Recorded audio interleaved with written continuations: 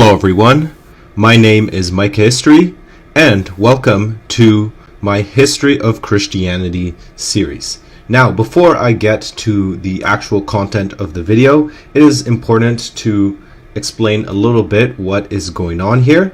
So this video is part of a series on the history of Christianity, and it is a multi-episode series in which I go over Christian history in relative detail in order for you to better understand the history of the world's most dominant faith. However, there are a couple of things that you should know before you watch the video. All of the videos in these series were originally recorded as part of live streams that I did, which were based on a slideshow presentation that I made a couple of months ago. As such, it might include some instances of, for example, me using filler words or saying the word but nevertheless, I have tried my best to cut those parts out and make it sound as professional as possible. However, if you are wondering why it might sound a little off compared to my normal videos, that is why. Now, finally, a second thing to note is that all of the maps being used that show the spread of Christianity have been made by myself and are based on a base map from the computer game called Europa Universalis 4. As such, if you are wondering where the maps come from or who made them, those are mine. Otherwise, there isn't too much else to say. Enjoy the video, and I hope you learned something new. Rome during this time, and remember, we're talking about late Renaissance Rome here, became known as a city of whores and sleazy politicians where nobody could be trusted. One pope even said, "Since God has given me the papacy, let me enjoy it." And by enjoying it, he meant having sex. Both Popes Pius II and Innocent VIII had 2 children out of wedlock before becoming priests, while Julius II had 3 kids while being a priest and was even accused of being a homosexual.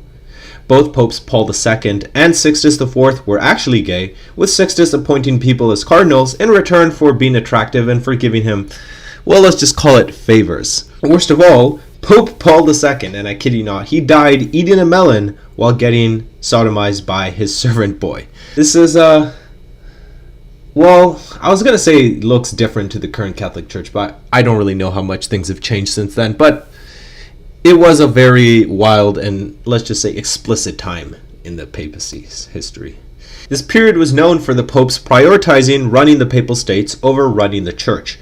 The popes became known for going to war with other rulers and used church taxes to fund their armies. In fact, one pope, Julius II, the one I mentioned earlier, who ruled from 1503 to 1513, went to war so often that he became known as the warrior pope, which, even though that's not that spiritual, is kind of badass if you ask me. He was also known for rebuilding the famous St. Peter's Basilica into the iconic church we know it as today. Julius II and his successor Leo X were so worldly that they couldn't even bother attending Mass, which I feel like, is kind of a basic requirement for being, a Catholic cleric, at least go to Mass. But Leo X instead was using his army in the War of Urbino in 1517 to make sure that his nephew could take control over the city. And in order to keep funding the war, he began selling indulgences, something which would backfire so much harder than he could have ever imagined. So let's look at what Christianity looked like in 1517. So we can see here, right, that essentially all of Europe is Christian. We, of course, have the Catholics throughout Western and Central Europe, and then we have the Eastern Orthodox in Eastern Europe. And also, as well, large parts of the Caucasus. The Oriental Orthodox, mainly Armenians, are still around here. And, of course, a large community in Ethiopia and Nubia. Of course, we still have exceptions. Of course, the Catholics are a majority even to this day in Lebanon. And Catholics have now began spreading, thanks to colonialism, to the Caribbean, where they now form the majority, as well as Panama and some colonies in Brazil. And you still have a small remnant of Hussites in the Czech Republic. But boy, oh boy, will this map change very, very soon. One of the places where indulgences, which again partly was being used so that the Pope could put his nephew on the throne of some town in Italy, But one of the places where indulgences were being sold was in Germany, where the operation was being supervised by Albert of Brandenburg, the Archbishop of Mainz and Magdeburg. One leading figure was Johann Tetzel, this guy, a Dominican friar and preacher who would grant indulgences and reduce time spent in purgatory in exchange for tithes. In other words, basically, they bribed him and he would reduce their time in purgatory. His famous catchphrase was, "As soon as the coin into the box rings, a soul from purgatory to heaven springs." So he basically just created a pray-to-play system to get people faster into heaven in exchange for helping the corrupt Pope build a larger army and decorate his main church. Now, this campaign offended many people, including a certain Martin Luther, a theology professor at the University of Wittenberg in Saxony. His studies of Augustine of Hippo, who we remember from the first episode, convinced him that true Christians were saved by faith and not by their works. He wrote a disputation against scholastic theology in September 1517. And then on Halloween, he decided to give Catholic Church the biggest jump scare in its history and set off the largest change in church history since the conversion of Constantine. On the 31st of October, he wrote a letter to Albert of Brandenburg criticizing the preachers selling indulgences and called them deceivers, and attached 95 theses to this letter before nailing it to the door of Wittenberg Cathedral. Now, Archbishop Albert then ordered the theologians at the University of Mainz to examine this document, which was soon associated with the Hussites and then sent to Pope Leo X for review. So let's look a little bit about what this Luther guy believed.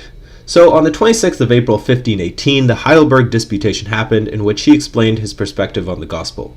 To him, the gospel portrayed a loving God who had become weak in order to take on humanity's sins. Next year, he began explaining his belief in the doctrine of justification by faith alone, after reading Romans 1:17, which stated that the just shall live by faith.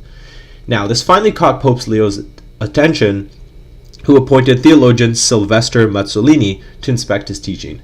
Mazzolini accused Luther of questioning papal authority because he criticized indulgences, but Luther, instead of taking that as an order to step down, just refused to do so.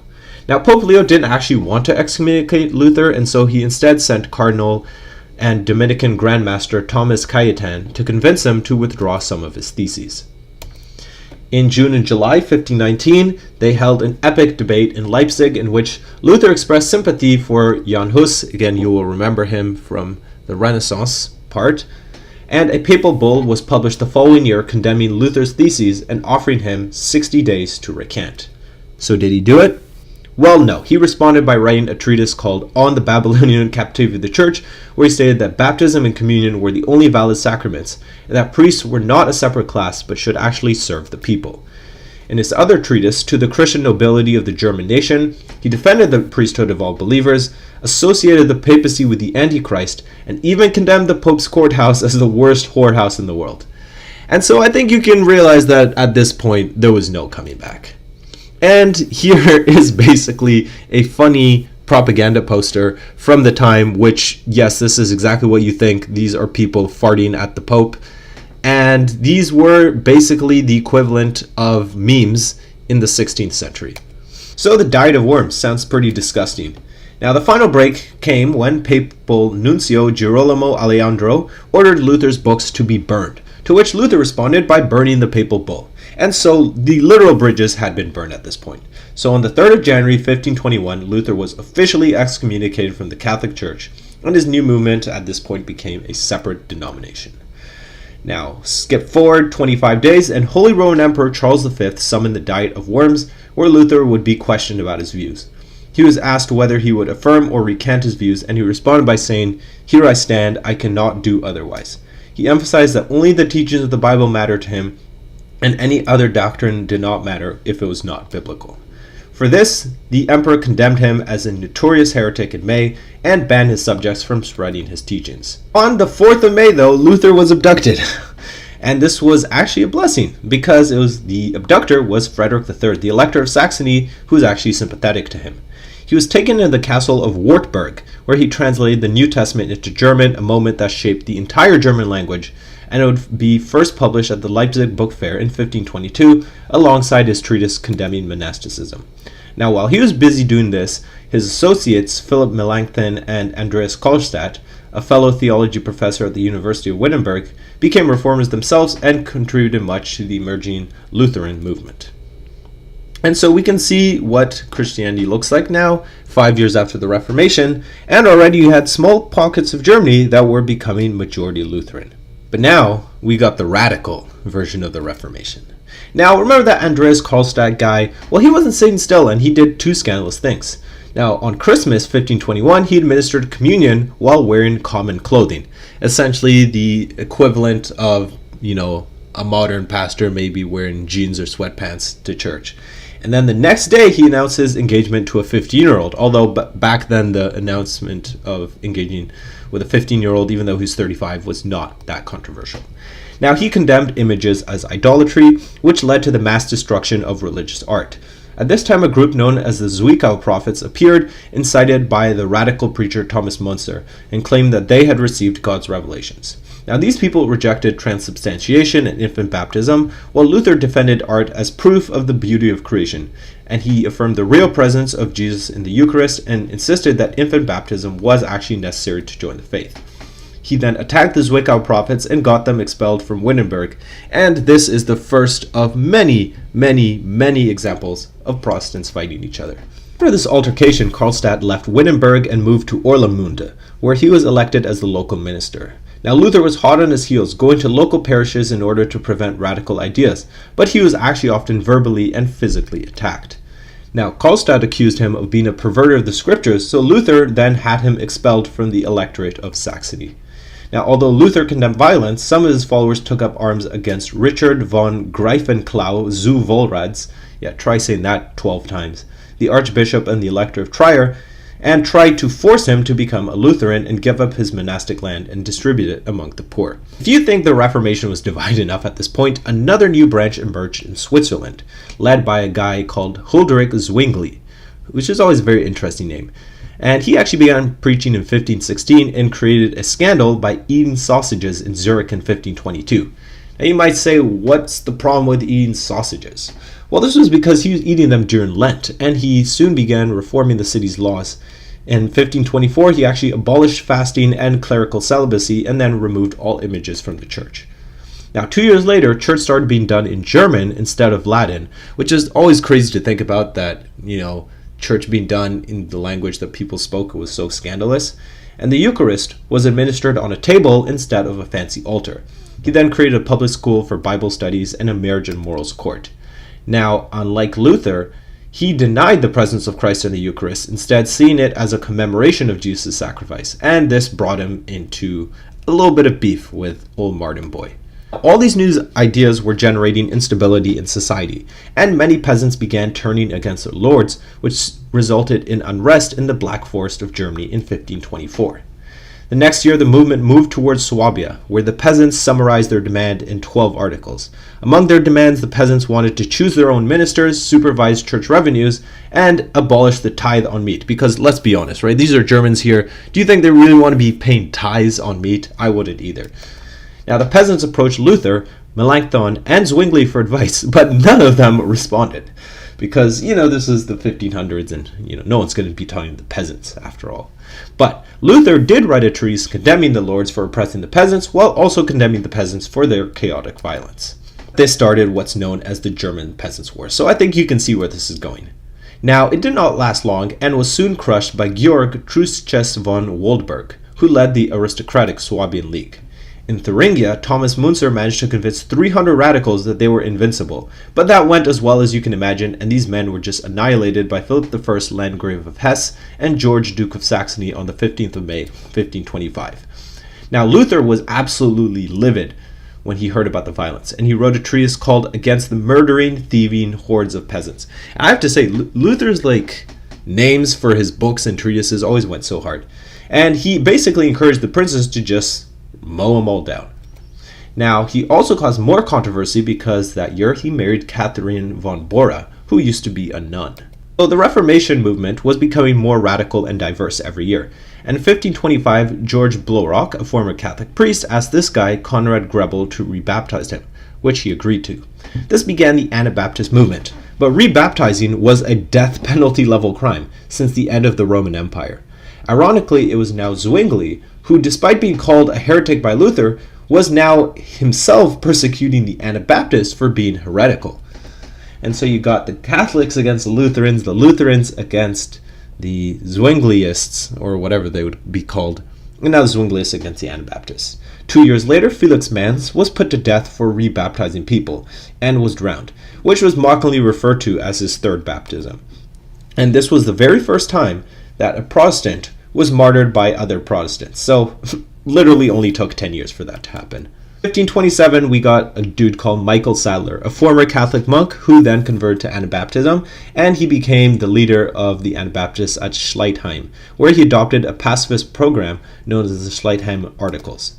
Now, it called for the believers to separate from the world because it was evil, and also banned them from bearing arms, taking oaths, or participating in politics at all. Now, this was considered a direct threat by the Austrian government because they were facing an Ottoman invasion, and as you can imagine, the guys going around saying that you shouldn't bear arms while Austria is being invaded, that's not a great idea. And so Sadler was quickly executed. Now, Anabaptists believed that there should be a reformation not just of theology, but also of lifestyle itself. And the church should not be supported by the state, through tithes, through taxes, or by any violent means. They strongly believed in every believer personally choosing to follow God. 1526, the villagers of the Graubünden region of Switzerland agreed that each village could basically choose between Catholicism and Protestantism. But as you can imagine, that caused a lot of tension because, well, most villages had a mix of both. Now, the Protestant cantons formed an alliance in 1529, followed soon after by the Catholics. And they fought the war in the most Swiss way possible, because in this first war of Kappel, literally 0 people died. Now, after the war, each canton was allowed to choose its faith with a vote, although of course only the adult men were allowed to vote. Now, Zwingli then went on a little bit of a preaching spree. You could say he was doing, the tour of the land, right? The preaching performance. And this was actually successful because most cantons ended up choosing Protestantism. So you got to give him credit for that. Now, eventually this did lead to war with the Catholics, and Zwingli actually died in battle in 1531. What was Luther doing? Well, Luther actually succeeded where Huss failed, mainly because of technology and specifically the printing press. Now, for those of you who know history, this isn't too surprising. But what is perhaps a little more surprising is that he essentially did the Reformation version of meme warfare, and he wrote a lot of short and powerful treatises, and these were so successful that he was responsible for a full fifth of printed works in Germany during the early 16th century. Again, think about that 20% of the books in Germany were written by this one guy. Now, because German printing presses were scattered across many cities, it was hard to control them, and the presence of printing press in a city actually increased the likeliness of that city becoming Protestant. He also worked a lot with the artist Lucas Cranach the Elder, who created woodcuts, and these images combined with the sermons of preachers helped the mainly illiterate population understand what Luther was trying to get across. At this point, I should take a moment to mention what those who followed Luther would have called themselves. They call themselves evangelicals due to their insistence on following the gospel, also known as the evangelos in Greek. Evangelical preachers emphasize that many Catholic traditions had no biblical basis, which is just objectively true, and they offered both bread and wine during communion. Many of their supporters then attacked Catholic priests and churches, and there were instances of violent iconoclasm. Now, those living in towns close to Wittenberg and Basel, which were the headquarters of Luther and Zwingli respectively, were the most likely to convert to Protestantism. But not all German cities were open to the Reformation, and resistance to evangelical preachers was significant in the Rhineland, Bavaria, and Austria, because the veneration of local saints was strong, and wherever this was the case, the region tended to remain Catholic. Now, Catholics weren't just sitting by, and they respond to Luther by once again burning his books, and Emperor Charles V executed the first evangelical martyrs, the former Augustinian monks Jan van Essen and Hendrik Voss, in 1523. Now, there were also Catholics who expressed similar views to Luther, such as Gasparo Contarini, the Bishop of Belluno, and Peter Martyr of Emili, but they chose to remain within the church instead of joining the evangelicals. Now, outside of Germany, there was also Catholic resistance, and Henry VIII, who we will talk about for a long time today, actually commissioned a team of theologians to basically defend Catholic dogmas against Luther, which produced a treatise known as the Assertion of the Seven Sacraments. In Scotland, their first evangelical preacher, Patrick Hamilton, was burned alive for heresy in 1528, whereas in France, the theologians at the University of Paris stated that Luther vomited up a doctrine of pestilence. Now, Luther, meanwhile, began dialogue with Luke of Prague, the bishop of the Moravian Church, aka the Hussite Church. And although they agreed on justification, they did have some theological differences. Now, meanwhile, Louis II, the king of Hungary, Croatia, and Bohemia, ordered the persecution of the evangelicals, but his wife actually favored them. Meanwhile, Sigismund I, the king of Poland, and the Grand Duke of Lithuania banned evangelical literature, while Christian II of Denmark was more sympathetic. Up until now, all of this has sort of been grassroots. No prince or state has adopted the Reformation, but that is about to change. Now, the first ever state to officially adopt the Reformation was that of the Teutonic Order, with Albert as Grand Master leaving Catholicism after losing a war to Poland. Now, for any of you who've been following up until now, you remember that the Teutonic Order was pretty much the most aggressive and zealously Catholic country that there was. So this is pretty surprising. Now, in 1525, which is now exactly 500 years ago, he created the Duchy of Prussia, which now had an evangelical state church, and its priests were ordered to preach justification by faith alone. That Christmas, John the Elector of Saxony also converted. The next year, the Diet of Speyer was held, in which the German princes stated that since nobody could agree, since the Diet of Worms, each prince should have the ability to pick the faith that he wanted. Sir Philip I, Landgrave of Hesse, who, by the way, I talked about extensively in my Ancestors of King Charles series, check that out. He founded the University of Marburg, the first ever evangelical university. Charles V, obviously as you can imagine, opposed this diet, but he was busy fighting the War of the League of Cognac against France, and his brother Ferdinand was too busy in the succession dispute to do much.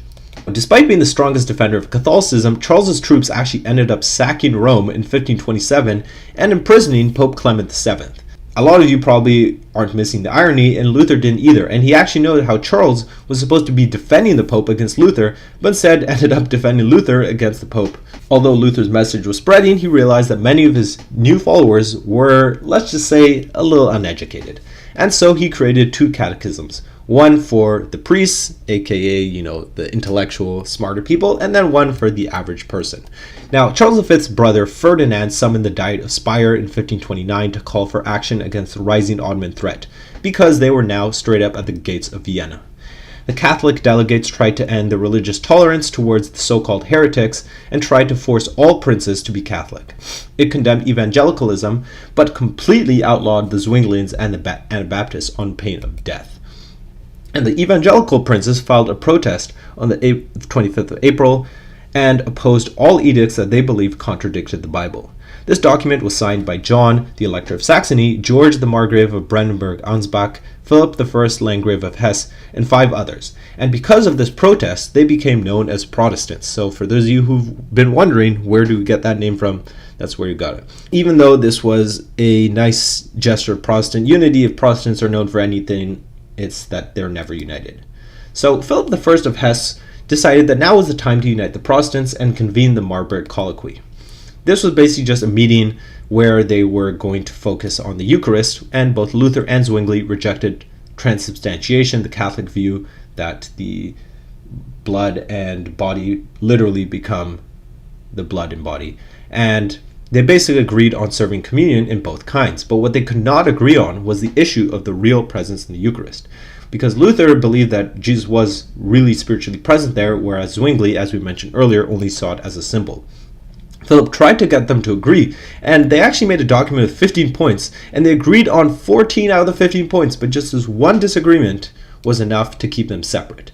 Luther was furious, and I think you could tell by now Luther's a very emotional guy.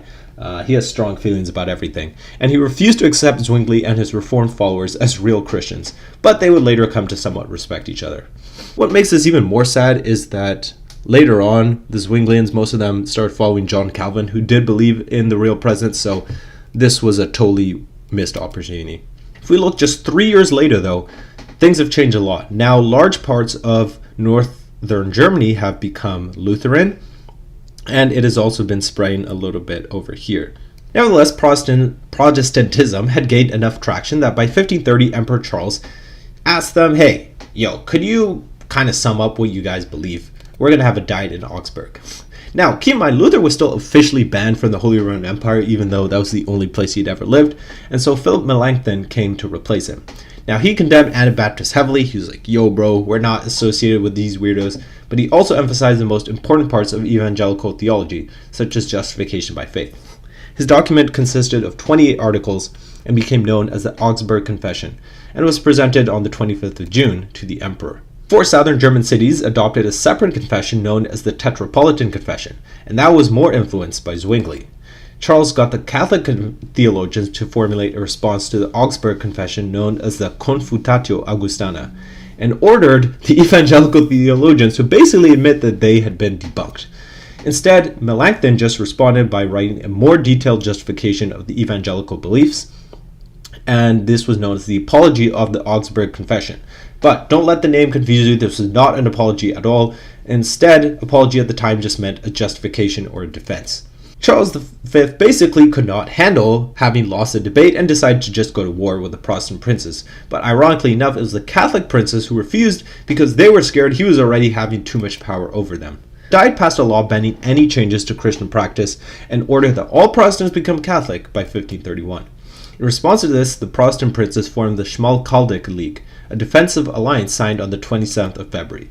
Now, luckily for them, the Ottomans decided to invade the empire just on time, and this prevented the emperor from fighting against them, and so peace was signed in 1532. So yes, in case you're wondering, this wasn't even a war. Meanwhile, in 1530, Melchior Hoffmann, a radical German preacher, became an Anabaptist and denied that Jesus had actually become a human. He also preached that 144,000 special people should gather in Strasbourg because Jesus was going to come back in 3 years. But then he was arrested and Jesus never returned. So instead, the crowd turned to a new guy called Jan Mathis, whose only qualification was that he was a baker. He then proclaimed that Münster was the New Jerusalem, and they kicked out the Catholic prince-bishop Franz von Waldeck. Franz attacked the city but failed to capture it. Meanwhile, Mathis turned Münster into a communist paradise, banned money and private property, and was so sure that God would protect him that he attacked Franz's forces and basically just got killed. He was succeeded by a new guy called John of Leyden, who announced that he was getting revelations from God and that he was the king of the New Jerusalem. He united the church and the state and began executing all sinners. But just like every single cult leader, he just had to introduce polygamy and ordered all women over the age of 12 to get married. But his forces could not stand the siege forever, and on the 25th of June, 1533, the city fell. After this, the Anabaptists, who, let's remember, had been the most radical and violent group in Christianity, became totally pacifist under the leadership of Menno Simons, another Dutchman who had been a former Catholic priest. He gathered most of the Münster Anabaptists under his leadership, and they became known as the Mennonites. However, nearly all Anabaptist communities were destroyed across the Holy Roman Empire, but a couple were tolerated in Frisia in England. Look at this guy. Looks kind of fun. Well, this guy's Gustav Troll, the Catholic Archbishop of, it's probably pronounced Trolle or whatever, but I like calling him Troll. And he was a Catholic Archbishop of Uppsala in Sweden. And he got into major beef with the regent Sten Sture the Younger and Swedish Parliament because they destroyed his castle. Now, why did a bishop have a castle? Don't ask, but because of this, though, he supported the invasion of King Christian II of Denmark in 1520, after which 84 people were executed by being hanged or beheaded. To make things worse, Troll was given the right to excommunicate the entire parliament by the Pope. But his luck would run short when the Swedish War of Liberation broke out in 1521, led by Gustav Vasa, who had become Sweden's king. At this point, Troll, who had betrayed his nation, had to flee back to Denmark. Now, this is Gustav Vasa, and let's just say he was never a big fan of the Pope. Now, he met with reformer Laurentius Andreae in 1523, and the next year he officially broke ties with Rome. Instead, Gustav Vasa appointed a priest called Olaus Petri as his royal priest, and Olaus chose to get married in 1525, which basically just showed everyone that Gustav Vasa was no longer pretending to be a Catholic anymore.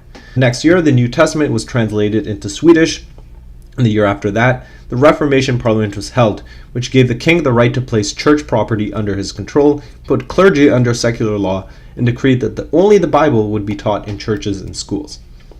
In 1529, the Örebro Synod was held, which discouraged veneration of the saints and pilgrimages, and made sure that the sermons were being based on the authority of the Bible instead of the church. In 1530, he went one step further by appointing Laurentius Petri as the Bishop of Uppsala, without asking the Pope for his consent. But Sweden would not officially convert to evangelicalism until 1536, even though by then they had basically been evangelical for a full decade. 5 years later, the entire Bible was translated into Swedish, and 2 years later into Finnish. And as in so many other cases, and again, this is really important, these translations greatly influence the development of these languages. Now, many peasants were dissatisfied with these changes, which led to the Daca War between 1542 and 1543, but this failed in the long term to prevent the Reformation. Meanwhile, we have how Christian and Christian changed Danish Christianity. And get ready, because this is a whole story. Trolle really had bad luck, and he somehow managed to back the wrong side again, even while he was back in Denmark, because King Christian II, who he had supported, was overthrown by Frederick I in 1523. After he died a decade later, there was a dispute over who would succeed him, with Catholics preferring his son Hans and Protestants preferring his Protestant half-brother Christian III. Now, this would reach a boiling point in early 1534 when the mayor of Malmö ignored a request by the Bishop of Lund to expel the evangelical preachers. The Protestants responded by hiring Christian Count of Oldenburg to invade and help install Christian as king, which worked successfully, but this led to the Count's feud, a war between Christian II, who remember is the Catholic king, and Christian III, who was the Protestant king, and this was fought for 2 years. Now, Trolle managed to back the losing side a third time, and once Christian III won and entered Copenhagen, he ordered all the bishops to be arrested. He was a dedicated evangelical, and unlike Gustav Vasa to an extent, although it's hard to know Gustav's personal motives, he seems to have genuinely been won over by the theology, and had actually met Luther all the way back in 1521 at the Diet of Worms. So on the 20th of October, it was declared that all bishops would be deposed and their properties would be seized, and monasteries had to adopt Protestantism now or be shut down. Christian III then organized a national church free from papal influence, and a new church order was drawn up in 1537. The bishops would then be chosen by the king and could no longer become filthy rich. The church also turned against, well, again, the typical stuff, veneration of saints, feast days, celibacy, and instead adopted Danish as the language of the church. And the first ever Danish Bible was created in 1550, known as the Christian III Bible. As part of Denmark, Iceland was not immune to the changes brought about by the Reformation. A man named Udur Gottskálksson began translating the Bible into Icelandic from just his barn in 1540. The new bishop, meanwhile, Gissur Einarsson, was secretly an evangelical and was appointed that year by the old bishop Ogmundur Palsson, who was later arrested and sent to Denmark. Once Einarsson died in 1548, John Arason, the last Scandinavian Catholic bishop, attacked Skalholt to try to force them to choose a Catholic bishop, but he got pushed back. He then sent an abbot to Denmark to be consecrated, but the abbot just became a Protestant instead. He then took over the parliament in 1550 and forced Iceland to become Catholic, arresting many evangelical leaders, with only one man called Daddy left. John and Daddy then fought a battle at Saudefell, which John lost. And when he lost, he would also lose his head as well. So now let's look at Christianity in 1537. Now again, keep in mind, right, the Reformation had started just 20 years before, and in just the span of 20 years, all of Scandinavia was now Lutheran, as well as large parts of northern Germany, even some parts of southern Germany, and basically most of Switzerland had fallen under the influence of Zwingli. Remember, he was doing that whole preaching tour back in the day. Of course, we have the Orthodox still kind of chilling, not much has changed. Now, another thing you'll notice, right, is that Catholicism has been spreading here in Latin America. I think you can figure that out. That was the Spanish who'd conquered the Aztecs and the Incas. We will cover that separately, but this is about the Reformation today. But you might notice there's a new denomination here. What's this? The Anglicans in London? Let's learn a little bit about that. You may have noticed that new denomination on the map, and this leads to the wild story of the English Reformation. The Reformation reached the English shores and was massively helped by the publication of the New Testament in English by William Tyndale, this guy over here, in 1526. Within just one decade, there were 16,000 copies in England, and Tyndale's translation has formed the basis of every single English translation since. But as you can imagine, Protestants were still considered heretics, and many were burned at the stake. One evangelical named William Tracy was accused of heresy after his death for denying purgatory, and they took his body out of the ground to burn it, just for extra measures. All right, well, let's learn a little bit more about Anglicanism here. So, Horny Henry had a little bit of a dilemma. Of course, we all know this guy, Henry VIII, no introduction really needed. Now, he had become the King of England in 1509, and he married his brother's widow, Catherine of Aragon. Now, he's also a very devout Catholic, which is kind of ironic given what he was about to do. But his devout Catholicism seemed to have gone out of the window when he fell in love with Catherine's maid of honor, Anne Boleyn. By 1527, Henry really wanted to divorce his wife, especially since none of her sons had survived over 2 months. He believed that the reason he couldn't have any sons was because God was mad at him, so he asked the Pope to annul his marriage. But Pope Clement VII refused, especially because Catherine was the aunt of Emperor Charles V, whose troops had literally just captured him earlier that year. You'll remember the sack of Rome and all that. So by 1529, Henry had had enough and he wanted reform. In 1532, Chancellor Thomas Cromwell authored and presented to the House of Commons a document called the Supplications Against the Ordinaries, where he listed basically all the problems he had with the bishops, including abuse of power. Again, this abuse of power of the bishop seems to be a recurring theme here. Now, on May 10th, Henry demanded the church renounce all authority to make laws, which he agreed to, they agreed to 5 days later. This led to the submission of the Clergy Act. Now, on the 22nd of August, meanwhile, the Archbishop of Canterbury died, and Henry wanted this guy over here, Thomas Cranmer, to replace him, even though Cranmer was a Protestant. Now, the Pope actually agreed to consecrate him in 1533, but by this time, Henry had already secretly married and impregnated Anne Boleyn, so he needed to get this divorce with Catherine ASAP, like right away. Alright? So he creates the Church of England. That year, the Ecclesiastical Appeals Act was passed, which declared England's independence from the papacy. And after this, Cranmer declared Henry's marriage to Catherine invalid because it went against God's law, because there is basically a law that you're not supposed to marry your dead brother's wife or something along that line. On the 11th of June, Henry was excommunicated. On the 7th of September, Anne Boleyn gave birth to a daughter, Elizabeth. In 1534, Parliament then passed a new heresy act, making it no longer illegal to criticize the Pope, although many Protestants, and again, of course, the Anabaptists, continued getting persecuted, because those guys are never getting a break. The Appointment of Bishops Act ordered that if cathedrals refused the king's nomination of a bishop, they would be punished.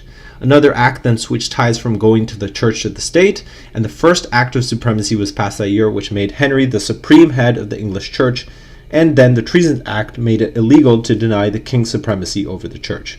With his new church, which would soon be referred to as Anglican, Henry now had the power to run and tax the Church of England, appoint its officials, control its laws, and determine the church's doctrine and ritual. Now, although he was still basically a Catholic, he relied on Protestants like Thomas Cranmer and Thomas Cromwell to embrace the Reformation while not falling into any extreme doctrines. Cromwell had the greatest authority in the kingdom, and thanks to Anne Boleyn, who was also Protestant, many Protestant bishops were appointed between 1534 and 1536. That year, the 10 Articles were published, the first Anglican doctrinal statement. And the next year, they created the Bishop's Book. From now on, justification by faith would be taught, while prayer to saints, purgatory, and icon use, again, 3 ones that are always purged, were discouraged. The clergy were now told to discourage pilgrimages and instruct their congregants to give to the poor instead of giving their money to images. The clergy was also told to place Bibles in English in every church. 1538, many images of Mary were burned, and Cromwell banned lighting candles in front of images of saints. Many Protestants also turned against monasticism, and the wealth of the church made them lucrative targets, with them controlling a quarter of the land in England. In 1534, Cromwell ordered an investigation of the monasteries, officially, to examine their character, but maybe he just wanted to see how much money they had. They also examined some of the relics, which included 7 portions of Mary's breast milk. Yeah. In 1536, the Suppression of Religious Houses Act closed monasteries valued at less than £200 a year, which Henry then used to build coastal defense forts. Now, as you can imagine, this was not popular with the people, who often formed mobs to attack those closing down the monasteries. 40,000 people rebelled in Lincoln, demanding an end to the suppression of the monasteries and for heretics to be punished. They became known as the Pilgrimage of Grace. Now, this convinced Henry that he just needed to go even faster, and he made sure that all the monasteries would be dissolved by 1540. But were the Catholics about to make a comeback?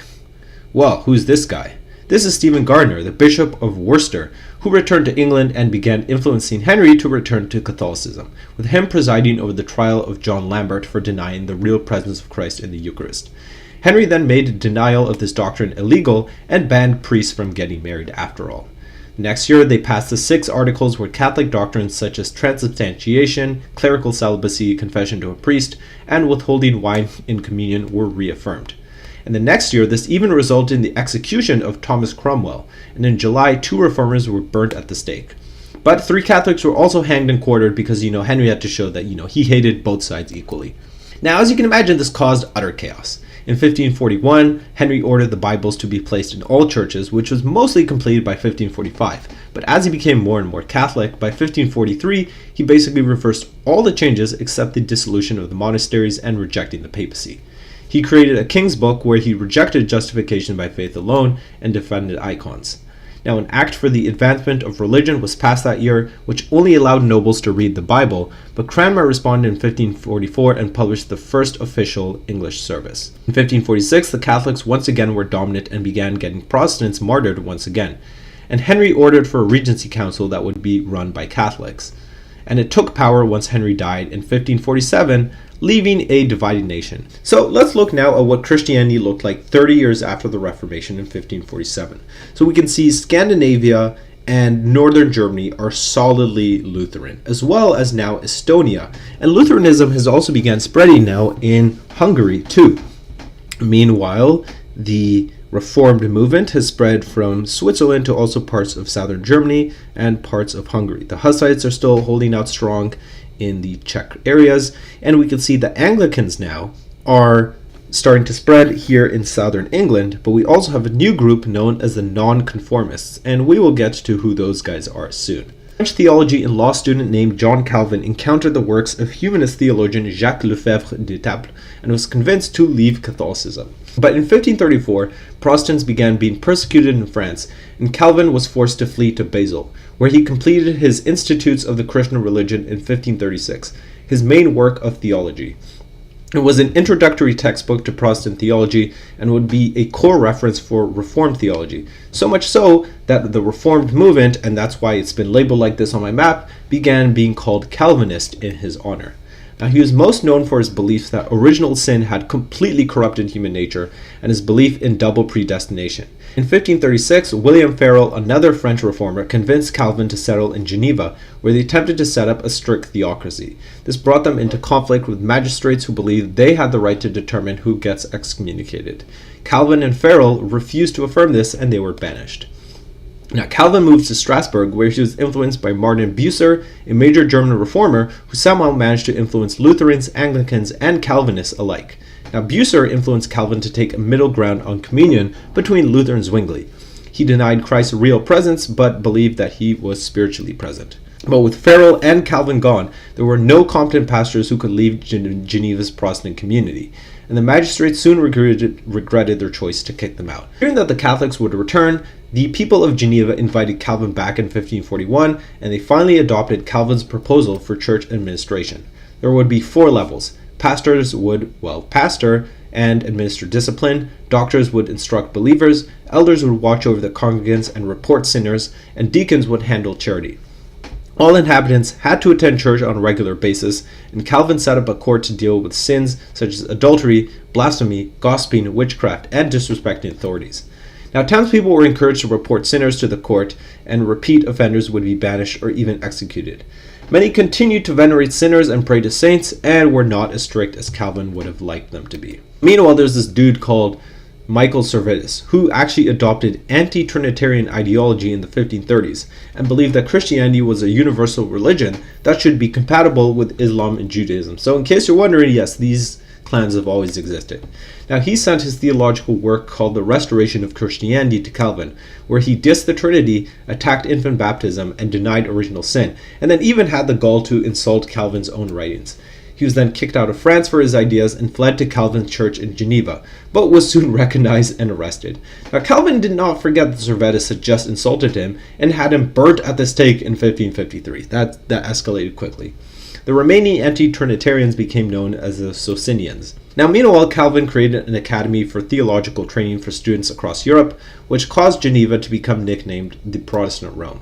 The Reformation reached Scotland quite early, first with the works of Martin Luther, which Parliament banned in 1525. But 2 years later, William Tyndale's English Bible began being circulated north of the border. The next year, Patrick Hamilton, a former Catholic priest who became a reformer, was the first Protestant martyr in Scotland, being burned at the stake. But what that actually achieved was just a lot of people wondering, hey, what did this guy die for? And so That year, the new king, James V, rose to the throne, and in exchange for staying loyal to the church, the Pope allowed him to appoint his friends and family into the church, because apparently the Catholic Church still had learned nothing about not being super corrupt. He did tax the church heavily, though, and this undermined his status and finances. As Protestantism continued to increase in popularity, the Parliament passed legislation in 1541 to protect Mass, prayer to Mary, images of saints, and affirm the authority of the Pope. But James V died the next year and was succeeded by his daughter Mary. Now, Scotland at this time was divided between the pro-French faction, led by her mother, and because it was pro-French, I'm automatically against them, and the Cardinal David Beaton, and the pro-English faction led by her heir, James Hamilton, Duke of Châtellerault. Now, he became regent, and his Protestant supporters led Parliament to unban reading the Bible in 1543, because apparently reading the Bible was a bannable crime in Scotland at the time. A planned marriage that year between Mary and Edward, the son of Henry VIII, led to a coup in which Cardinal Beaton ended all Protestant changes and cancelled the wedding. And Henry, as you can imagine, was not happy, and he invaded Scotland. In 1546, George Wishart, a Zwinglian preacher, was arrested and burnt at the stake. So his supporters then responded by assassinating Cardinal Beaton and seized St. Andrew's Castle, where they were besieged by James Hamilton for a full 18 months. The castle fell, and one of the survivors, a chaplain named John Knox, was condemned to be a galley slave. During the English invasion, they distributed Bibles and Protestant literature. Now, the Scots needed help fighting against the English because, that was just the pastime back in the day. And so, of course, who aids the English? The French. So they allied with the French and agreed to get Queen Mary married to the son of the French king instead, and she left to France in 1548. Her mother, Mary of Guise, ran the country in her absence and enacted very, very limited tolerance for Protestants. Now, what's going on in England? Well, as we know, Fat Henry died, and he was succeeded by his 9-year-old son, Edward VI, in 1547. Now, during the second year of his reign, there was a dramatic shift, which many believe marks the actual separation from Rome. On the 8th of March, a royal proclamation announced the first major reform of the Mass and of the Church of England's theology on the Eucharist. This made confession to a priest optional now, and instead a general confession would be made by the congregation. In 1549, an Act of Uniformity was passed, which created a new prayer book in liturgy, and this was known as the Book of Common Prayer. As Edward VI neared his death, though, in 1553, he became worried that his devoutly Catholic half-sister, Mary, would overturn his reforms, and so he appointed Lady Jane Grey, a relative, as his successor. If we look now at Christianity in 1550, just 3 years later, now nonconformism, which again we will get to soon, has been taking over Middle England.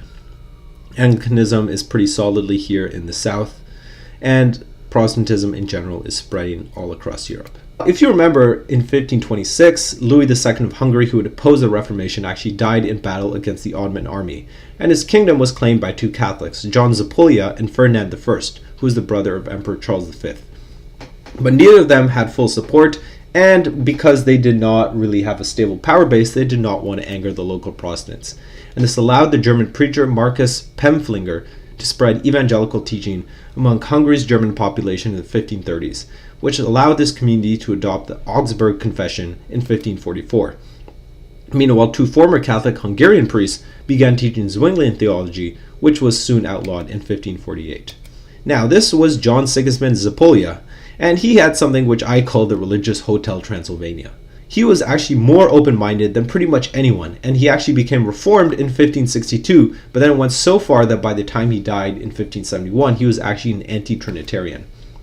Now, in 1568, he passed the Edict of Torda, which legalized both the Evangelical and Reformed Church, but also allowed the anti-Trinitarian Unitarian Church to have religious freedom. In 1570, he became the Prince of Transylvania under Ottoman control, and his state was unique for having 4 Christian churches coexisting, with the most radical anti-Trinitarians even rejecting the New Testament and observing the Sabbath, and they became known as the Sabbatarians. So basically there you could be Catholic, Evangelical, Reformed, or Sabbatarian. Hungary was not the only Eastern European state where Protestantism was spreading, and in 1550 the First Synod of the Polish Church met. The King of Poland, Sigismund II Augustus, proposed actually allowing church in Polish, communion in both kinds, and letting priests get married, but Pope Paul IV was like, shut that down, and it was. Now, although some Catholic leaders tried to put Protestant nobles on trial and married priests as well for heresy, this was shut down by the same Poland's parliament. In 1556, an attempt to unite all the non-evangelical Protestants was made, but it failed because the anti-Trinitarians broke off and formed the Polish Brethren. And after 1565, Polish nobles had the freedom to choose their faith, leading to about a fifth actually becoming Reformed, which included most secular senators. Now you might be asking, what has the Catholic Church been doing this entire time? How have they been responding? Well, they responded with what's known as the Counter-Reformation. After nearly 3 decades of Reformation, the Catholic Church finally decided to formulate an official response, and they called an ecumenical or universal council led by Pope Paul III, who had delayed becoming a priest to continue having fun and actually had 4 children outside of wedlock. So, once again, not beating the allegations here. Now, he had tried to convince cardinals for a council earlier, but was almost completely opposed. Nevertheless, he finally organized a council in 1537, only for Charles V and Francis I of France, the 2 most important Catholic monarchs, to go to war with each other again. Charles tried to independently solve the problem by having a meeting with the Protestants at the Diet of Regensburg in 1541, but you can imagine that went nowhere because there was no agreement on what the definition of church was or justification. Now, the council finally took place at Trent in 1545 and actually started with just 30 bishops, most of whom were Spanish or Italian. Now, Luther was actually supposed to attend, which I don't know if that's good or bad, because they may have just let him say something or they may have just killed him, but he was too busy dying anyway. Now, the location was then moved to Bologna in 1547 and suspended in 1549. Now, this was so bad that even Pope Paul never even attended a session of his own council. Now, he was succeeded by Julius III, who in 1550 became Pope, and also apparently had a certain preference for cardinals, if you get what I'm saying. Now, he reopened the council in 1551, only to find out that Charles V had been defeated by the Protestant Elector of Saxony, Maurice. Now, once Paul IV became Pope in 1555, he gave up even trying to reconcile with the Protestants and did not even continue the Council of Trent, as was desired by the French. As you can imagine, the only solution to this was war. Now, although there was too much bickering over a council, action was being taken by the Catholic Church in the form of new religious orders. Most notable of these was the Society of Jesus, founded by this dude here, Spanish priest and theologian Ignatius of Loyola. He wrote a devotional guide and gathered followers who became known as the Jesuits after 1540. And by his death in 1556, there were 1,000 Jesuits, which climbed to 3,500 in a decade. They were mostly known for their well-organized schools, which they used to train people to fight against the Protestants. Between 1546 and 47, Charles V waged the Schmalkaldic War against the Schmalkaldic League, and he actually won this time. And he allowed priests to get married and communion under both kinds in Protestant lands, but he refused to allow anything else. After Luther's death in 1546, the split between the Lutherans and the Calvinists got much worse, unfortunately. In 1552, though, the Second Schmalkaldic War broke out after Maurice, the Elector of Saxony, gathered a coalition of Lutheran princes and invaded Charles V's territories, actually forcing the emperor, who he supposedly was under the authority of, to run away. Charles was forced to agree to the Peace of Passau on the 10th of August, which stated that a new diet would be held to settle religious matters. And so the Diet of Augsburg began on the 5th of February 1555. Now, negotiations concluded on the 25th of September with the Peace of Augsburg, which allowed all princes to choose their religion, but they could only pick 2. Either they became Catholic or they became Lutheran. Now, Charles V, as you can imagine, was kind of tired of all this. He'd been fighting endless conflict with the Protestants and just with everyone else for the previous 40 years, and so he renounced his title as Holy Roman Emperor and gave it to his brother, Ferdinand I. Unfortunately for Jane, Mary ended up being the Queen of England, and both Protestants and Catholics understood that this meant that Catholicism was returning. They're back. Now, Mary was cautious not to anger the Protestants, but she did release the Catholic bishops from prison. Stephen Gardiner, the Bishop of Winchester, proposed to repeal all the laws that were passed since 1529, but the House of Commons refused to pass that law, so that failed. But they did repeal all laws passed under Edward VI, and Mass was reinstated by law. But it wasn't all wins for Mary, since Parliament refused to restore confiscated church property, maybe because a lot of the people who stole the property were now in Parliament, and they refused to force people to go to Mass. Mary realized that if she wanted to avoid the fate of Edward, she needed to have a child. So, on the advice of her cousin, Charles V, she married his son, Philip II of Spain, in 1554. This is Cardinal Reginald Pole. her cousin, who arrived in 1554 as the official representative of the Pope, and his job was to make England Catholic again. Now, he started off by absolving Parliament and passed legislation to restore Catholicism as the state religion. In 1556, he replaced Thomas Cranmer as the Archbishop of Canterbury. Now, Mary had actually forced Cranmer to recant Protestantism, but at the last moment he refused, and so she burned him at the stake. Now, Pole implemented the Counter-Reformation and forced 2,000 married priests and bishops to leave their wives. He also ordered the clergy to read a chapter of Bishop Edmund Boner's book to the parishioners every Sunday, which explained Catholic doctrine. I don't know if I would want to read the works of Bishop Edmund Boner, but you know. She was also able to open 7 monasteries, but pretty much all the other ones were closed. But she is known as Bloody Mary for a reason, and well, her tolerance did not last very long, and she revived the medieval heresy laws, which ordered the death penalty for heretics. Now, those who were heretics, at least accused of being heretics, could either recant or be executed. So 284 Protestants were burnt at the stake. But their bravery actually, as in the case of Scotland, inspired others to stick to their beliefs, and for this, Mary I became infamously known as Bloody Mary. Now, her efforts to restore Catholicism were not helped by the fact that Pope Paul IV declared war on her very own husband and recalled Reginald Pole as a heretic. But Mary just refused to send him to Rome, so she now had a weird situation where she was beefing with the Pope while trying to restore Catholicism. And she died in 1558 without any children and was succeeded by her half-sister Elizabeth I. When she ascended the throne, England remained majority Catholic, and its main ally was Catholic Spain. But despite this, she filled her government with Protestants, and in 1558 she passed the Act of Supremacy, which re-established the Church of England's independence from the Catholic Church. The Act of Uniformity in 1559 authorized the 1559 Book of Common Prayer. The publication in 1571 of the 39 Articles finally gave the Church of England a confessional statement, in other words, explaining this is what we believe. This is what's known as the Elizabethan Settlement, which created a church that was reformed in doctrine but retained cathedrals, a formal liturgy, traditional vestments, and bishops. Now, what's going on with this Council of Trent thing?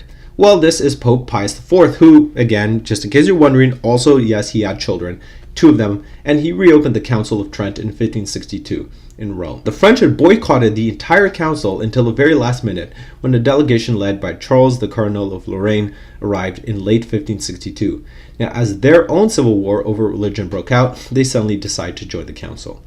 Now, it might seem that the Council of Trent failed, since the French effectively did not participate, no pope ever even attended the session, and the council lasted 18 years over 4 different cities. But do not get this wrong, this council would define Catholicism for the following 4 centuries. The council condemned Protestantism and clarified Catholic doctrine on all disputed points. Now, given how obviously corrupt the church had become, measures were taken to fix this, such as reducing indulgences, educating the clergy, forcing bishops to actually do their work, and reforming the morality of monasteries. The Catholic Church was declared as the ultimate interpreter of Scripture, which was declared to be just as important as church tradition. Justification by faith alone was condemned, and indulgences, pilgrimages, the veneration of saints, and the veneration of Mary, which again were the main things all Protestants attacked, were all reaffirmed. Jerome's Latin Vulgate was made the official Bible translation and affirmed the 73-book Bible from the Council of Carthage all the way back in the 390s. In its official decrees, it affirmed the Niceno-Constantinopolitan Creed and justification through faith and works. The 7 sacraments were also affirmed, with transubstantiation occurring during communion being key, and making sure that they withheld wine for the congregants. For some reason, the Catholics were really stuck up on not giving wine to the people. It confirmed that the consent of the people was not needed to ordain priests. Now, taking side chicks was condemned, and weddings required a priest and at least 2 witnesses from now on. Divorce was also never allowed. Now, the use of images was also reaffirmed, with sacred arts goals being to educate the believers, inspire devotion, and depict biblical stories accurately. And this led to a new style known as Baroque. So what are the consequences? Well, Pope Pius IV issued a bull called Benedictus Deus, which excommunicated all who did not submit to the council decrees, and then issued the Index Librorum Prohibitorum, or the Index of Forbidden Books. These decrees were accepted in Italy, Poland, Portugal, Spain, and by the German Catholic princes at the 1566 Diet of Augsburg. But the French, once again, only wanted some of the rules to apply to them, and they only accepted the moral decrees, while the Holy Roman Emperors never even accepted them. Now, the Lutheran reformer Martin Chemnitz wrote a response called the Examination of the Council of Trent, which was completed in 1573 using many sources from the Bible and Church Fathers. Now, he was responded to by Diogo de Paiva de Andrade, a Catholic theologian who wrote the Defense of the Tridentine Faith in 1578. Let's go back to Scotland here. In 1548, attempts were made by the Catholic Church to clean this act by eliminating concubinage and banning unqualified people from becoming priests. And bishops were ordered to preach at least 4 times a year, which is kind of crazy. Imagine going to church and you only hear a sermon 4 times a year. But maybe that's just my Protestant side coming out. Now, by 1552, it was understood that these changes had achieved little, since most people were not even going to Mass and most priests were still uneducated. Protestants, they began establishing secret churches, and there were enough of them that by 1555, John Knox returned to Scotland, where he did a preaching tour of these churches. He urged the people there to stop attending Catholic churches and began getting the support of many nobles, who made a pact in 1557 and became known as the Lords of the Congregation. In 1559, the year started in Scotland with the posting of the beggar's summons on the doors of the friaries, which threatened the friars, essentially monks, with eviction because their land belonged to the poor. John Knox then returned to Scotland and preached on Christ cleansing the temple on the 11th of May. Now, his sermon must have been quite fiery, and he was a legendary preacher because his sermon was so inspiring that all the congregants began stripping the church of the altars, shrines, and images, and then went to the local friaries and basically sacked the places. Regent Mary of Guise sent troops to restore order, but they were stopped by the forces of Alexander Cunningham, the 5th Earl of Glencairn. Negotiations broke down after the regent broke her promises to keep the peace, and this started a civil war. Protestants took advantage of this by gaining control of cities and regions, often by gaining the support of the lords and using intimidation, but avoiding killing Catholics because they understood that in the same way the Catholics had killed them and created martyrs, they do not want to do the same. In June, Mary of Guise responded by sending a French army to St. Andrews to restore control, but it was stopped by a larger local army and forced to retreat. In July, Edinburgh fell to the Lords, and Mary here was forced to retreat, but obtained 1,800 French reinforcements and forced the Lords to retreat from the capital. The Lords then appealed to Protestant England for help. England secured the return of James Hamilton, the 3rd Earl of Arran, who became the leader of the Lords. They also sent a fleet in January 1560, and the French were forced to retreat, and an English army was sent to besiege them at Leith. Mary of Guise died in June, so the Treaty of Edinburgh was signed in July, which removed both the English and the French from Scotland and left the Lords in control of the country. Now, they accepted Mary and her French husband, King Francis II, as rulers, as long as they were given permission to hold a parliament and not interfere in religious matters.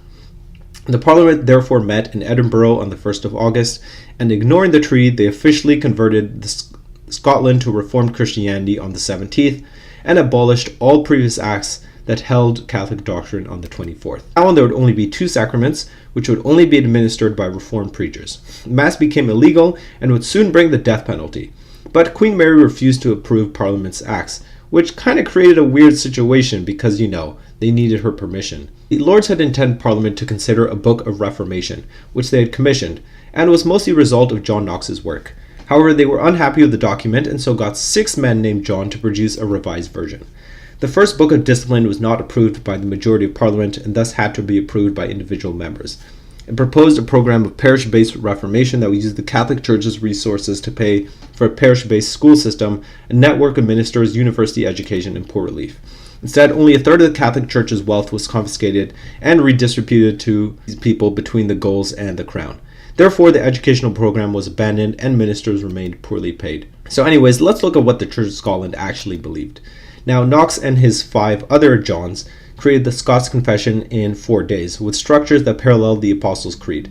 It remained the standard confession of faith until it was replaced by the Westminster Confession in 1646. Now, it was very Calvinist, stressing the extreme depravity of mankind and God's mercy for selecting some elect to be saved through grace alone. It affirmed the real presence of Christ in the Eucharist, but denied transubstantiation. Now, instead of many feast days and rare mass attendance, Sunday became the only holy day, and regular attendance, just like in Geneva, was required. Now, psalm singing replaced trained choirs, and an emphasis was placed on sermons and the Bible. Throughout the 1560s, Scotland remained majority Catholic, and the new Church of Scotland found it difficult to penetrate the Highlands and Islands regions. But that began a gradual process of conversion where little persecution was actually required. Now, unlike in England, they did not dissolve the monasteries, but the church basically just waited for the monks to die. Parish churches were the main focus of worship, which caused the complex Catholic church structures of chapels, monasteries, and cathedrals to gradually go away. 13 medieval dioceses were replaced with 10 districts run by superintendents, but few ended up actually being appointed. Now, what was Mary doing all this time? When her husband died in 1560, she returned to Scotland to run the government, but decided to not reimpose Catholicism on the condition that she would be the only one legal Catholic in the entire country, which is a very strange situation for a ruler to be in. Now, her reign remained scandalous, though, because of the murder of his secretary and that of her unpopular second husband, Henry Stuart, Lord Darnley.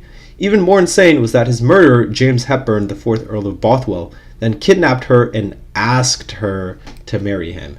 This angered many of the Protestant nobles, who set out a program of reform which would force Mary to pass the laws passed in 1560, give more resources to parishes, and form a closer relationship with the Parliament. Parliament was called in December 1567 and allowed the acts passed in 1560 to be ratified. As part of the settlement, Mary was forced to abdicate in favor of her 1-year-old son, James VI, who would be raised as a Protestant. In 1568, she then ran away to England, but a civil war broke out between the supporters of her and the supporters of James. After the English intervened in 1573, they won the war and they captured Edinburgh Castle. In 1578, a second book of discipline was adopted, which was much more clearly Calvinist. Meanwhile, back in England, Mary would become a focal point for Catholic conspirators, which led to her execution by Queen Elizabeth I in 1587. Now, although James VI was a Calvinist, he liked the idea of bishops and resisted the church's interference in his government. Well, after the end of the Civil War, any hope for a Catholic comeback disappeared. And at first, the Catholic Church wasn't even that interested in reversing the situation. There were a couple of Jesuits who traveled to attempt to convert nobles, but this did little to convert the average Scotsman. Although Catholicism was illegal, it survived underground in parts of the country, mainly where it was protected by local lords. Despite this, since most lords were related to each other, they did not fight much over religion. By 1600, it was estimated that around a third of nobles were still Catholic, but this was an underground faith based in private homes. And this meant that the faith was mainly upheld by women, and they offered safety for priests. After the Italian War of 1542 to 1546 ended between Francis I of France and Charles V, Francis agreed as part of the peace treaty to exterminate heretics, so he promptly massacred a bunch of Waldensians. In 1547, his successor King Henry II established a heresy court called the Burning Chamber. They're not very subtle, the French here. Now, despite this, after 1555, many French nobles actually started converting to Protestantism, and they became known as Huguenots. In 1559, delegates from 72 congregations attended the First Synod of the Reformed Church of France, which represented about 1.5 to 2 million Calvinists, and they adopted the Gallican Confession, which Calvin himself wrote. In 1560, meanwhile, Charles IX became the king under the regency of his mother, Catherine de' Medici, who allowed Huguenots to be tolerated in order to avoid a civil war. Let's look at what Europe and the Christian world looked like in 1571, and boy are things different. So first of all, I guess we'll just start off outside of Europe. So we can see that the Catholic Spanish have taken over most of Mexico, most of Central America, all of the Caribbean, Colombia, lots of Venezuela, Ecuador, Peru, large parts of Chile, Bolivia, Argentina. Meanwhile, the Portuguese Catholics have taken over parts of the coast of Brazil, and as well as a small part of Africa here. Now, the Spanish had recently conquered the Philippines, so that's why there's Catholics here too. Now, Oriental Orthodox, Nestorians, same situation. Eastern Orthodox hasn't changed. But we can see now the Catholic Church, which was once so united, is completely divided. So, of course, the Lutherans still going strong in Scandinavia and northern Germany, but also some Lutherans over here in Hungary and Slovakia. Now, you also notice, though, the Calvinists have really spread from their homeland in Switzerland. They are now also spreading all over Hungary over here, parts of Poland, and about half of France as well, in addition to large parts of the Netherlands, and of course Scotland, which we've explained in detail how they became Calvinist. Now, the Anglicans are dominant here in southern England, and the nonconformists, in other words, those who do not conform to the Church of England but also are not part of any of these other denominations, are over here in central England. But we can see that the Celts, other than the Scots, so the Irish, the Welsh, the Cornish, and the Bretons, remain staunchly Catholic. The Hussites are still chilling over here in Bohemia, And as we can see, Christianity in 1571, the map looks a lot more interesting than it did just 100 years previously. The peace lasted only 2 years when more than 50 Huguenots were then massacred, and this started the French Wars of Religion. Louis I, Prince of Condé, would lead the Huguenots, and he created an alliance with Elizabeth I of England. Now, many people in Paris were determined to cleanse their city of Protestants, leading to the infamous St. Bartholomew's Day massacre on the 24th of August, 1572, in which 8,000 to 10,000 Huguenots were massacred in a single day. After Charles IX's death in 1574, he was succeeded by his brother Henry III, who was more moderate, but this actually angered the radical Catholics who established the Catholic League in 1576 and allied with Philip II of Spain. And so basically now you had a proxy war between England and Spain in France. In 1589, Henry III was assassinated and was replaced by Henry IV, but there was one problem. Henry IV was a Huguenot. Realizing that this would not work, he eventually converted to Catholicism, but he tolerated the Huguenots officially in 1598. Let's check in on the Low Countries. Now, they were a collection of states under the rule of Charles V when the Reformation began. Protestants were persecuted more harshly in the Netherlands than anywhere else in Europe, and this successfully prevented the spread of evangelicalism. But John Calvin's student, Guido de Bresse, established the first Reformed churches and helped author the 1561 Belgic Confession. By now, the Low Countries had been passed to Charles V's son, Philip II of Spain, but it was governed by his sister, Margaret of Parma. In 1566, 300 nobles asked her to maybe, chill a little bit with the heretic burnings, and this led to mass protests. Now, the crowd soon got out of control though, and they sacked the Antwerp Cathedral, which started the Beeldenstorm, an outbreak of mass iconoclasm in which much Catholic art was destroyed for being idolatrous. Philip II appointed Fernando Alvarez de Toledo, the third Duke of Alba, to crush the riots with 20,000 soldiers. He introduced a reign of terror and executed thousands of people, which led to the resistance being led by William the Silent, the Prince of Orange. He created a squadron of privateers known as the Sea Beggars, and they seized Holland and Zealand in 1572. Now, Philip II, even though he had conquered the richest parts of the world in the Americas, was somehow running out of money, and his unpaid troops then sacked Antwerp in 1576. And this turned the revolt into what would become known as the 80 Years' War. As the war intensified, the northern provinces united under William's leadership and passed the Act of Abjuration in 1581, which effectively became the Dutch Declaration of Independence. Margaret of Parma's son, Alexander Farnese, crushed the revolts in the south, which forced 100,000 Protestants to flee north, where the Reformed Church tried to reorganize society in the new Dutch Republic. Now, William tried to be moderate, and many Protestants did not want strict church discipline like the Catholics that they were fighting. As a result of this tolerance, Catholics, evangelicals, and yes, even the Anabaptists were able to survive and worship freely. In 1574, the English Catholics organized a separate underground church, but it would be plagued by a shortage of priests.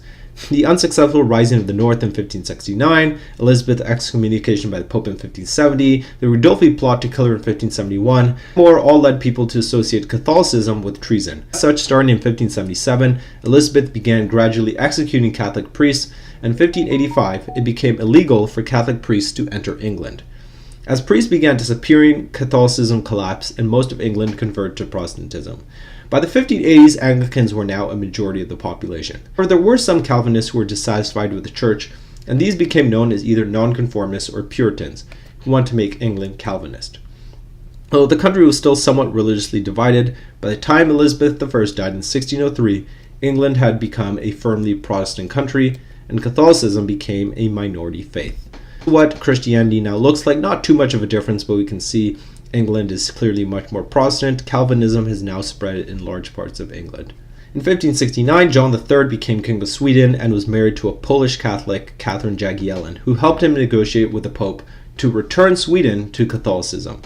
But he still wanted to keep marriage for the clergy, the use of Swedish and church, communion under both kinds, a theology based on the Church Fathers instead of the Council of Trent. He introduced his own church doctrine and what he deemed the Red Book of 1576, and reintroduced many Catholic doctrines.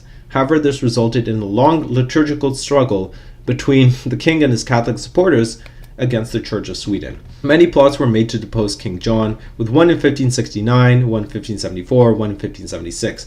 But this was not necessary because when Queen Catherine died, the Pope refused to compromise with King John, and so, as a result, he just decided to marry a Protestant. After his death in 1592, John was succeeded by Sigismund III Vasa, who was Polish and therefore Catholic. This resulted in the calling of the Uppsala Synod in 1593, where the Augsburg Confession was affirmed and Protestantism was made as the official religion of Sweden once again. The Red Book was removed and the final monastery was closed in 1595. The Protestants rallied around the king's uncle Charles to fight against Sigismund, and the war ended in Charles's coronation as king in 1598 and the execution of Sigismund's supporters in the 1600 Linköping bloodbath. Protestantism was mostly consolidated in the Holy Roman Empire after the Peace of Augsburg in 1555. Albert V, the Duke of Bavaria, then led the efforts to re-Catholicize the empire, opposing evangelical nobles, and exiled all non-Catholic clerics from his duchy. Religious wars continued to devastate the empire, such as the 5-year Cologne War, which was not actually fought over perfume, but started in 1583 because Gerhard Truskas von Waldburg, the Archbishop-Elector of the city, married his Protestant lover Agnes von Mansfeld-Eisleben and abandoned Catholicism. Meanwhile, in 1592, the Strasbourg Bishops' War broke out when Protestants and Catholics each elected a bishop to replace the previous bishop of Strasbourg. Rudolf II, the Holy Roman Emperor, started persecuting Protestants in Hungary, leading to the Bocskai uprising in 1604. And this guy, Stephen Bocskai, briefly became the Prince of Transylvania in 1605 with Ottoman support. The Reformation reached its peak between 1545 and 1618. It deeply divided Europe. In 1500, a Christian could travel across the continent with no fear of persecution, while in 1600, every form of Christianity was illegal in at least some part of Europe. One positive development of the Reformation was the widespread literacy that it caused, and Luther's Bible single-handedly helped spread literacy across the German-speaking world, and by 1530, it had already sold 10 million copies. The Protestants also developed a new culture, which led to improved higher human capital formation and a strong work ethic, which led Protestant regions to become more economically developed and the formation of modern states. Despite this, the Counter-Reformation saw its own successes, managing to drastically diminish Protestantism in France, Italy, Belgium, Austria, Bohemia, Croatia, Slovenia, Poland, and Lithuania. New religious orders were created with the aim of being less decadent and engaging in more charity. The Theatines would contribute to renewing the clergy and combating heresy. The Capuchins were known for their preaching and their care for the poor and the sick, and the Ursulines focused on educating girls, being the first order dedicated to that specifically. But the most effective easily were the Jesuits, who often worked in rural parishes as well as overseas in Asia and the Americas. Counter-Reformation saw a rise in Catholic mysticism, with two notable ones being Teresa of Avila and John of the Cross, two Spanish mystics who reformed the Carmelite order. They focused on true conversion, deep prayer, and committing to God's will. Another major saint was Philip Neri, who totally opposed the Jesuit approach and said that whatever Ignatius of Loyola would do, he would do the opposite. Despite this, the Catholic Church grew in strength, as did veneration of Mary, and this became more common after the Catholics defeated the Ottomans at the Battle of Lepanto. I also made a video about that in 1571. This was promoted by figures such as Francisco Suarez, Lawrence of Brindisi, Robert Bellarmine, and Francis de Sales. In 1547, Ivan the Terrible was crowned as the first Tsar of Russia, and the growing might of Russia led to the growing importance of the Russian Orthodox Church. Tsar Boris Godunov managed to convince Patriarch Jeremias II of Constantinople to elevate Metropolitan Job of Moscow to a patriarch in 1589. In 1596, the Uniate movement began as the Eastern Orthodox churches in the Ukrainian parts of Poland and Lithuania agreed to maintain their practices in exchange for accepting the Pope's leadership. So this created the first Eastern Catholic churches. This was not well received by the other Eastern Orthodox churches, who considered the entire thing a scheme by the Pope to undermine their religion. And so finally we get to Europe in 1600. The Protestants are spread all over the continent. The Lutherans over here in Scandinavia, Northern Europe, Northern Germany, Estonia, and Latvia, as well as parts of Hungary. The Calvinists in Switzerland, large parts of France, large parts of Hungary, and parts of Poland, as well as Scotland and scattered across England. The Anglicans, mainly in southern and some parts of northern England as well. The Hussites, as you can see, are barely left, but there are some Hussites left in the Czech Republic. The Orthodox still kind of just chilling, doing their own thing, and Catholicism has spread all around the world, especially in what is now Latin America, the Caribbean, and the Philippines. And there we go, folks. That was the Reformation. I know that was a bit long, but I did make a over 3-hour documentary on the Reformation on this channel. So this one was, maybe an hour and a half, slightly longer.